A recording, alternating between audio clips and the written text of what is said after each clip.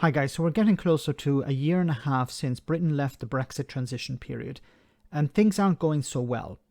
Now, Naomi Smith from Best for Britain, a pro-European movement, appeared on NewsNight with Tory Brexiteer Andrew Bridgen to talk about how Britain has become a much less trade-intensive economy post-Brexit.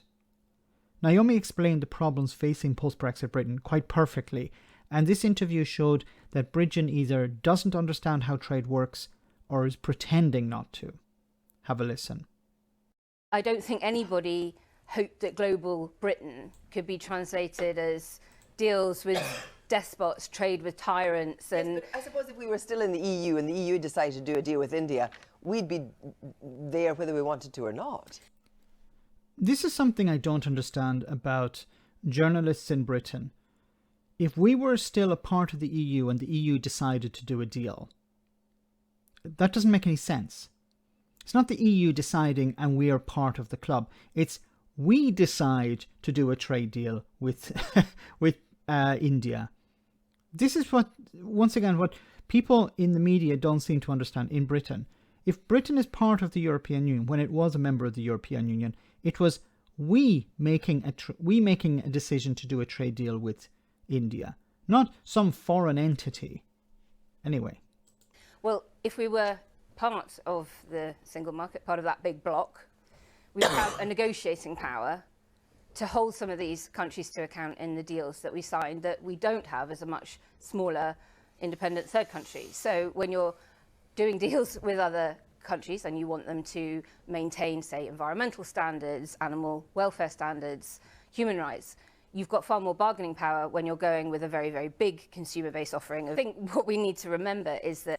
And she's completely right here. And you can apply this, for example, to the United States either. The United States has much more clout when it's negotiating with a country than the UK ever could.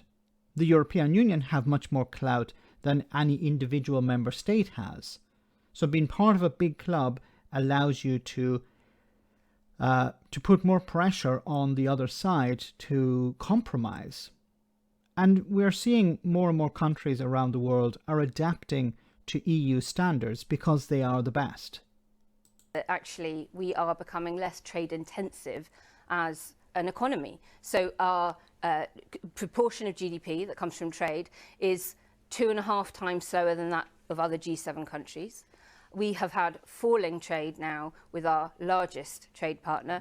OBR statistics out this week showing that we've had a up to 15-18% drop in goods trade with the EU. And because that is shrinking, and we are not able to replace that at scale. When we look at the Australia trade deal, contributing 0.1% towards UK GDP, and the New Zealand trade deal, which government analysis says could actually shrink UK GDP by 0.1%. Even Rishi Sunak is saying, and said today, that actually Brexit could have affected trade. Well, of course, but the trend of less trade with the European Union, more trade with the rest of the world, where the economic growth is, I mean, that's a trend that was for 10 years before we left the European Union. We're now...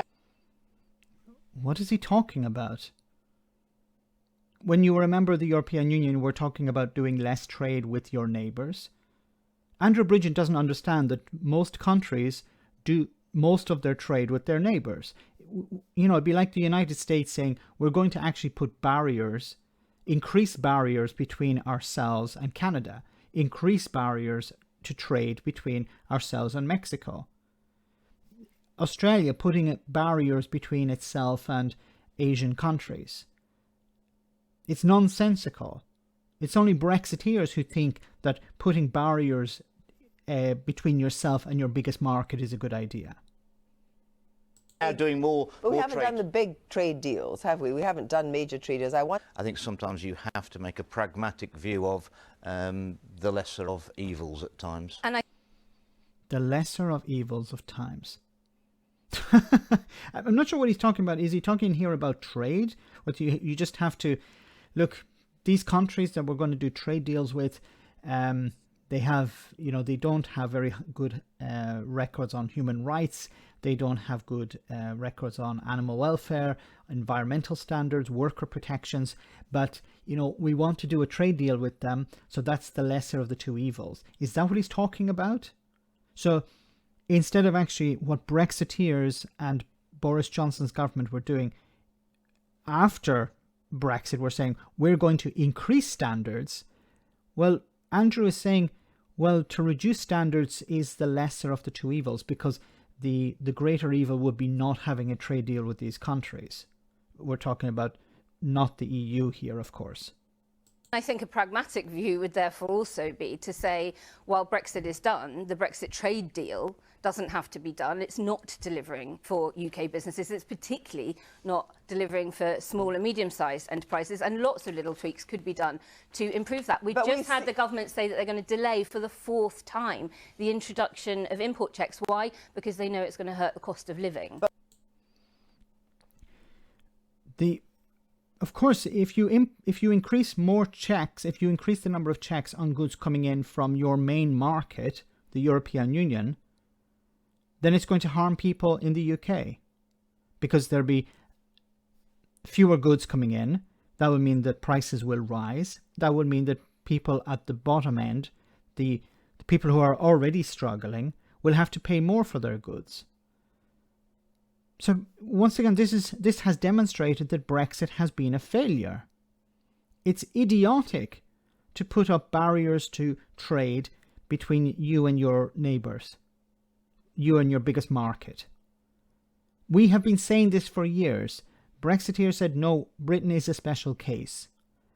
Hopefully, not with Andrew here, but hopefully with others, the penny is finally dropping. Let me know in the comment section, guys, what you think about all of this. As always, your comments are greatly appreciated. Thanks a lot.